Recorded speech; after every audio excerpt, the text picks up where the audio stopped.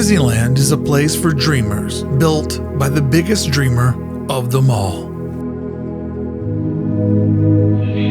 around the world are focused on these 160 acres here in Anaheim, California. This afternoon, Disneyland, the world's most fabulous kingdom, will be unveiled before an invitational world premiere and you are guests. Today is a wonderful day and all America is proud as we open Disneyland. In the heart of this man who has dreamed Disneyland into being. Nearest to Walt Disney's heart. To all who come to this happy place, welcome. 67 years now have passed since the citizens of Disneyland found their home. But the dream isn't over, and it continues every hour of every day around the planet, as there's always a Disney park open somewhere in the world. But none are as special as the original, Walt's original Magic Kingdom. Disneyland is dedicated to the ideals, the dreams, and the hard facts that have created America, with the hope that it will be a source of joy and inspiration to all the world. Thank you.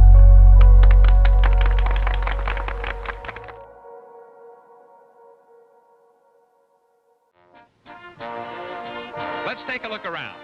There's the City Hall, quaint and dignified with its post office, the place where the citizens of the town gather to exchange gossip and hear the latest news of the day. Fire station, that's a special interest of the Volunteer Bucket Brigade, whose horse-drawn engine and up-to-date hose and chemical wagon are a source of real local pride.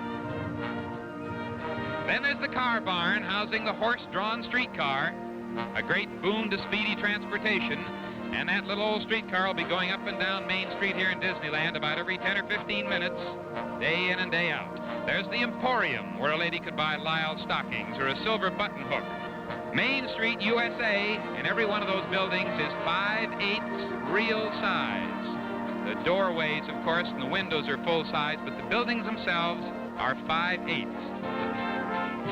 The town square is where the band holds forth, and those free band concerts were one of the big social highlights of the week, any week. Or the Grand Opera House, where a Jenny Lind or a Chautauqua lecture might take place. Now, right over here is the Candy Palace. Now, that's probably where Grandma got those licorice whips and the jujubes.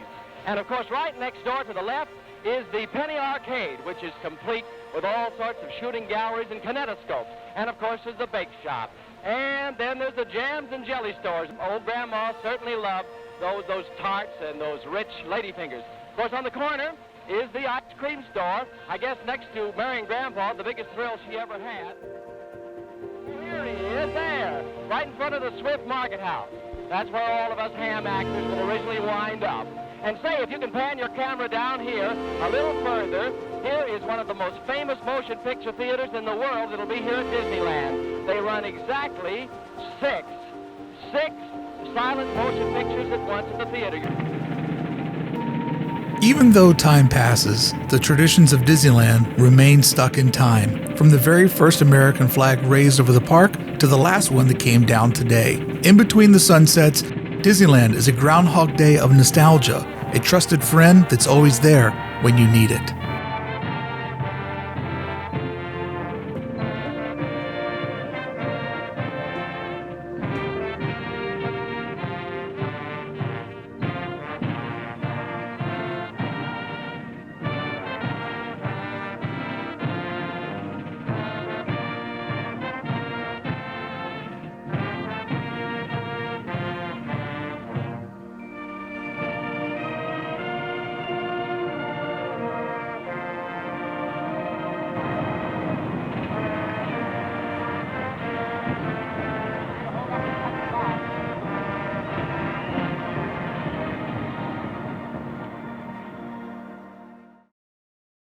See very soon.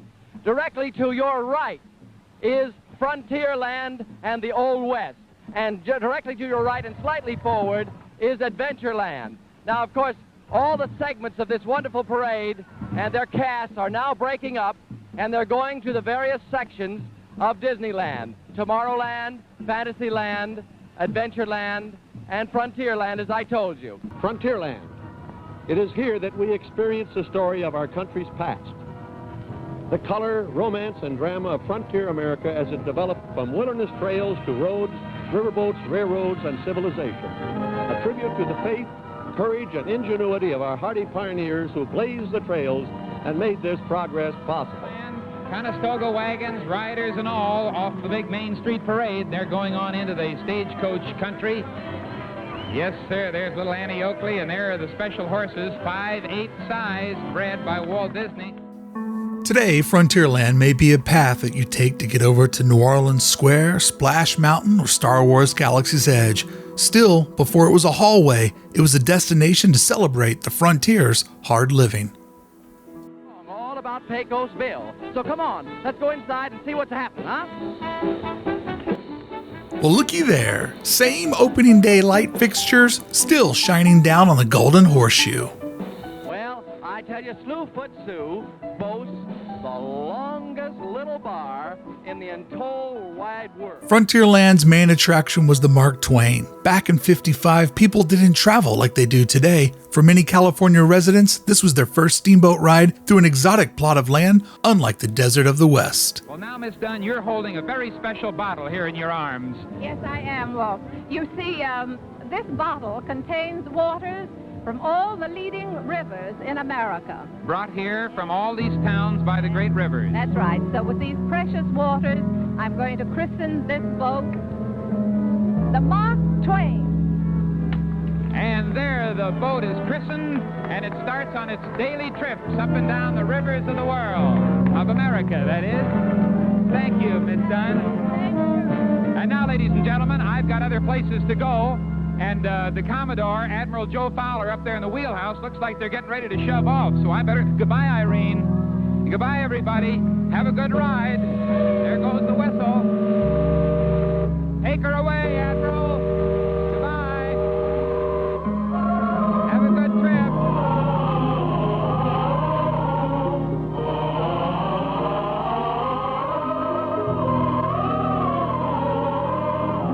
Simpler times and simpler pleasures, but as Disneyland continues to grow into the future, it keeps one foot back in the past.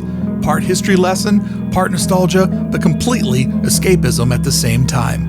On the backside of the rivers of America, it's hard to believe you're still in Anaheim and that your car is parked just over the ridge where the Disneyland Railroad just passed you by. I have a wonderful view of the Mark Twain as she gets ready to start on her maiden voyage. To the young citizens of Disneyland, it's real. To the old, it's a really nice escape. Knowing on opening day that none other than Admiral Joe Fowler was at the helm, while Ronald Reagan stood on the shores, illustrates the rich history of Disneyland. And nearly everything you have done there, so too has one of your heroes.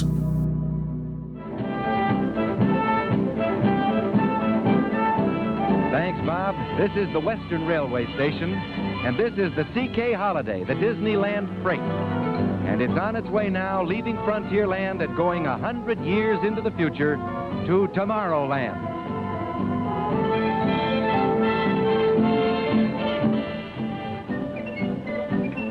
1 minute from now, Walt Disney will present a preview of Tomorrowland and the fascinating world of the future in the year 1986.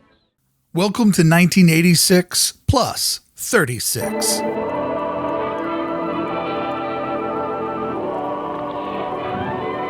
Those doves are, ladies and gentlemen, I hope, the harbingers of peace for the world of tomorrow. And now, here in Disneyland, perhaps this 70-foot model of a rocket-powered ship. Further out, just beyond here, next to Tomorrowland, is Autotopia, and that's the superhighway of the future. Anyone who is bold enough to try and predict the future is someone who's probably crazy enough to do so. Walt Disney, out of time and out of money, did his best to put together a land that would show America where he thought it was heading. If you look at Disneyland from the west to the east, or as we read in America, from left to right, the park existed as a timeline of society, starting from the past in Frontierland, stepping into the present in Main Street, and moving into the future in Tomorrowland. Autopia would be a shining example of a highway system that Eisenhower would make a law just 1 year later. And oh yeah, years later, America would go to that moon. Tomorrowland illustrated how Walt Disney was the change that he wanted to see in the world, a personality trait we can all learn from and live by.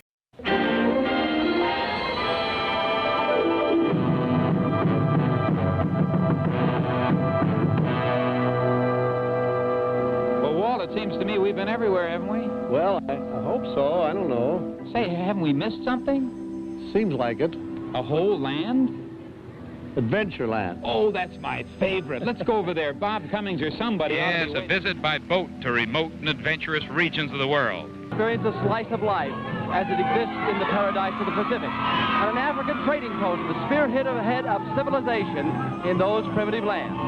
Now, we're all loaded up, I believe. Thank you, Captain. You can take her off. We're ready for a ride down the tropical waterways of the world.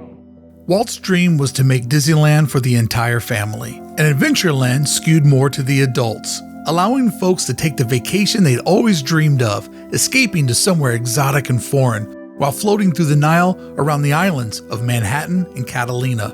Walt Disney won most of his Emmys for Disney's documentaries about wildlife. If Frontierland represented television and Fantasyland the animated films, Adventureland was where you could live out the award-winning nature documentaries. Over the years, Walt's Little Jungle actually grew into a real one.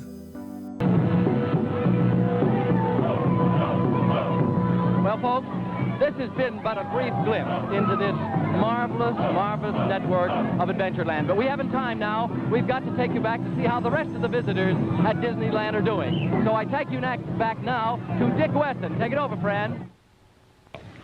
Fantasyland? Well, this is really the theme symbol of the whole Disneyland and the thing nearest and dearest to Walt Disney's heart.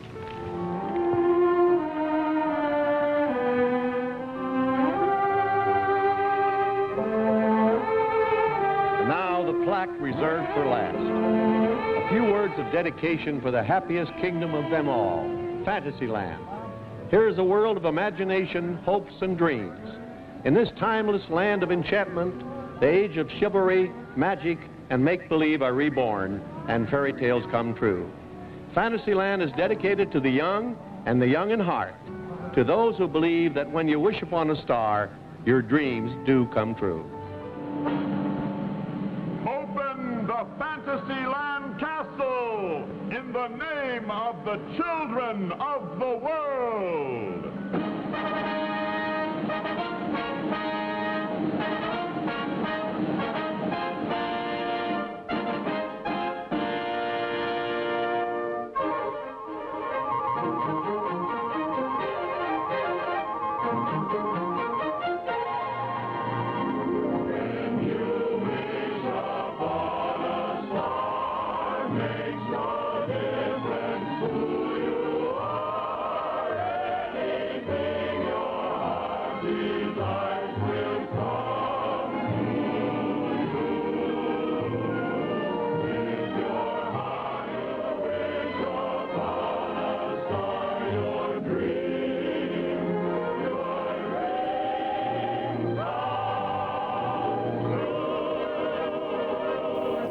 Walt Disney dreamed of a better tomorrow while also creating a place that celebrated yesterday. Knowing that we are only as good as the lessons we have learned, and more importantly, how we apply those lessons to our future. Walt's dream has come true around 24,000 times now. As for that many days and more to come, people will walk through the front gate and escape, creating memories that will last a lifetime, and all inside of his dream.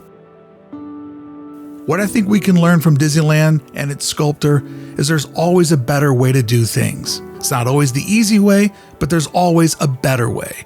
Details matter because people will notice them. And dreams aren't accidents. They are hard work and they will break you. But a real dream is one where you're willing to give up everything because the dream matters that much to you. Ultimately, Walt's dream came true because he made it come true. And I love Disneyland because it nourishes my creativity and is a living example that if you can dream it, you can build it.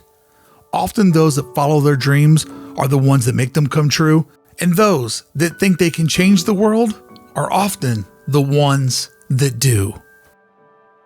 No more children. There they go. Goodbye, kids. go out across the trestles and over the hills and by the canal. Look, there are two of them up there, cutting over the many grades and many curves. And in the canals go the various boats.